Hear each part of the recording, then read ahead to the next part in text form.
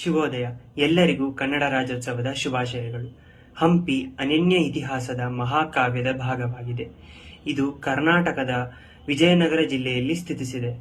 ಹಂಪಿಯ ಐತಿಹಾಸಿಕ ನಗರವು ವಿಜಯನಗರ ಸಾಮ್ರಾಜ್ಯದ ಒಂದು ಮುಖ್ಯ ನಗರವಾಗಿತ್ತು.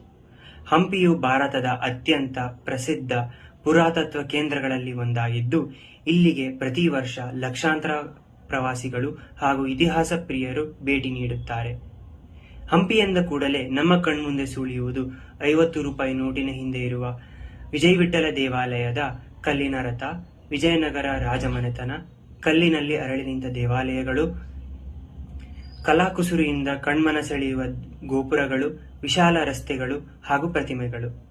ಇಲ್ಲಿನ ಕರಕುಶಲತೆ ಹಾಗೂ ಶಿಲ್ಪಿ ಕಲಾ ಸೌಂದರ್ಯ ಎಷ್ಟೊಂದು ಪ್ರಸಿದ್ಧತೆ ಪಡೆದಿದೆ ಎಂದರೆ ಇದಕ್ಕೆ ಯುನೆಸ್ಕೋ ವಿಶ್ವ ಪರಂಪರೆಯ ತಾಣದ ಮಾನ್ಯತೆ ನೀಡಲಾಗಿದೆ. ಧನ್ಯವಾದಗಳು.